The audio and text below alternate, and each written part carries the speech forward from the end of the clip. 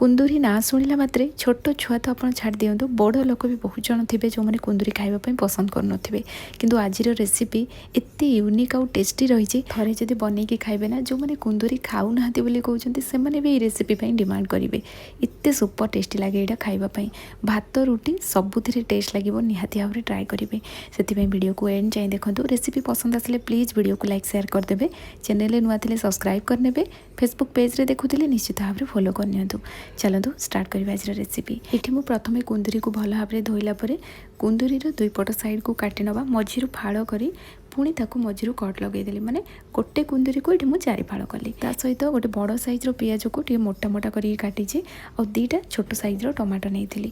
ये ना कुंदूरी टे कौलिया ने पाचिला कुंदूरी ने से खट्टा लगे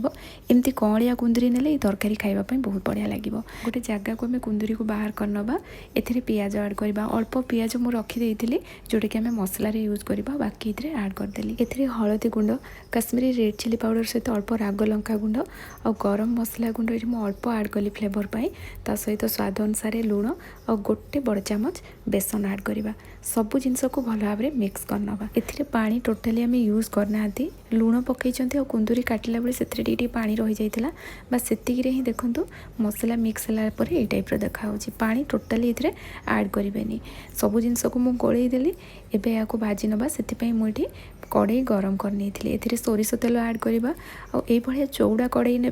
ना पैन नहीं जाए से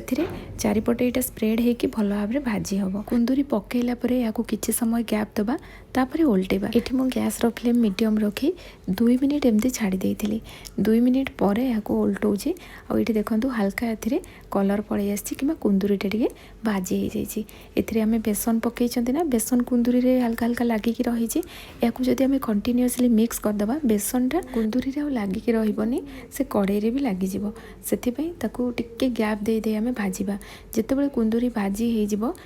आम कभर लगे लगे आउ 2 मिनिट पाखापाखि भाजीदबा एमती कभर देले कौन हम कुंदूरीटा टे सीझीज ये मुझे 2 मिनिट पाखापाखि एमती कभर लगे भाजीदेली कुंदूरीटा सीझीगला एवं आम कभर ओपन करवा एमती खोला रखी 3 ରୁ 4 minute low to medium flame रे आम भाजी नवा कुंदूरी जिते भल से भाजी हम ना यहाँ खावाई बहुत बढ़िया लगे तो एबे मुझे 2टा कंचा लंका और 2टा छोट साइज्र टमाटो नहीं टे बड़ पीस काटिकी ये मुझे आड करदेली या आम आउ कि समय भाजी नवा एमती खोला रखिकी गैस अंपट चूल्हे ये कड़ई को मुझे बसईदेली और एपटे तरकारी तैयारी कली ये मुझे कुंदूरी को जी भाजी मुझे देखा या ठार आटा भाजी होता कारण या पर मुझे 2 मिनिट पाखापाखि भाजी थी जहाँफल कुंदूरी कलरटा भी टिके चेंज हो जमी कहली कुंदूरी जिते भल से भाजी हे खावाई भी बहुत बढ़िया लगे तो ये चलतु तरकारी तैयारी करवा से ये मुझे किछिटा पियाज रखी आड करदेली सहित रसुण अदा कंचा लंका या आम पेस्ट करके नहीं आसवा एपटे मुझे कड़ई गरम कर सोरिष तेल आड करवा तेलर मात्रा आपण हिसाब से कम अधिक रखिपारे किंतु कुंदूरी भाजिला बेले आम अधिक तेल देना ना से मुझे अल्प तेल पकईली तेल भल भाव में गरम है हाफ छोट चामच ये जीरा पकईवा जीरा भल से फुटीज तापर ये आम जो पेस्टा बनईकी रखते ना ताकू आड करवा सबू जिनस को भल भाव में मिक्स करनवा गैस फ्लेम हाई रखा कारण ये पानी अंश अच्छी पानीटा ड्राए हवा पर्यंत एमती हाई फ्लेम रे ताकू कंटिन्यूअसली चलेबा जमती मसलार पानीटा टोटाली रही जितेबाला यहाँ ड्राए हो गैस फ्लेम लो रखा और या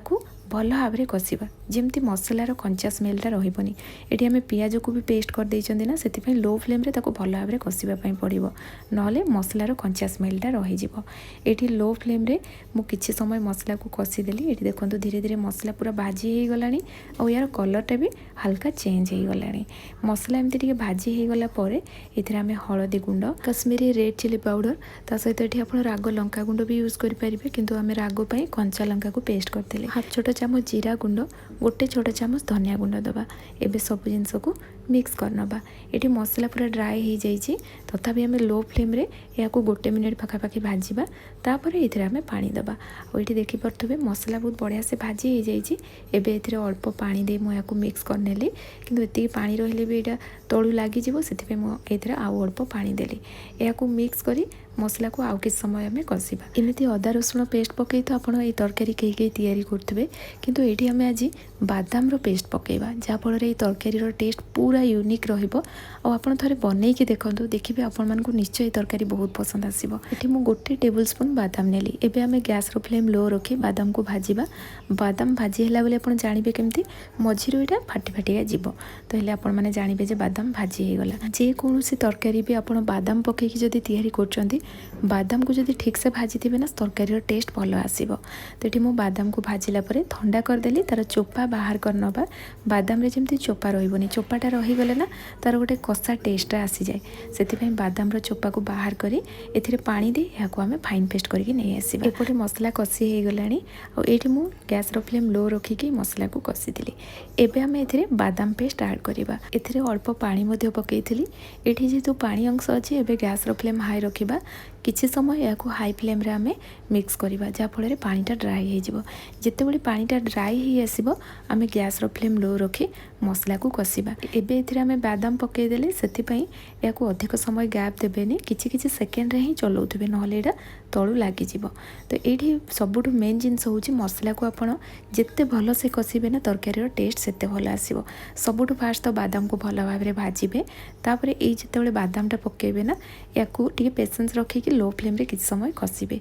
जेमती बादाम रो जो कंचा स्मेलटा रहिबनी। एठी मसला पूरा ड्राई हे गलानी हल्का हल्का तळु लागिबा भी आरंभ हे गलानी। ए टाइम रे मु करी पाउडर हाफ चामच स्वाद अनुसार लूण दे याको मिक्स करनेली। एबे एथिरे पानी दे दबा। तरकारी रे हमकु जेतिकी पानी दरकार ए टाइम रे हमें ऐड करिबा। आ ए तरकारी रे ना अधिक जदी पानी देबे एटा खाइबा पई भलो लागिबनी। एटा लटपटिया हेकी रहिबो। रुटी पूरी परोटा भात आपण जोथिरे भी खांतु बहुत टेस्ट लागिबो। पानी देला परे गैस रो फ्लेम लो करी एठी मु 2 मिनिट फुटेइतिली। आ एठी देखंतु ग्रेवी रेडी हे जाईची तेल ऊपर को मध्य पड़े आसी। तो एबे आमे एथिरे कुंदुरी ऐड करिबा। आ एठी देखि पातबे कुंदुरीटा बहुत बढ़िया से भाजी हे जाईची। सब जिंस को मिक्स करनबा याको कवर करी गैस रो फ्लेम लो कर देबा। आ 3 रु 4 मिनिट एमते लो फ्लेम रे फुटेइबा। मु कवर करी के 3-4 मिनिट छाडी देइतिली लो फ्लेम रे। आ एठी देखंतु तरकारी रेडी हे जाईची। एमती लटपटिया हेकी रहिले सबुथिरे एटा खाइबा पई बहुत बढ़िया लागिबो। पानी रहिले कुंदुरी खाइबा पई एते टेस्ट लागिबोनी पानीचिया टाइप रो लागिबो।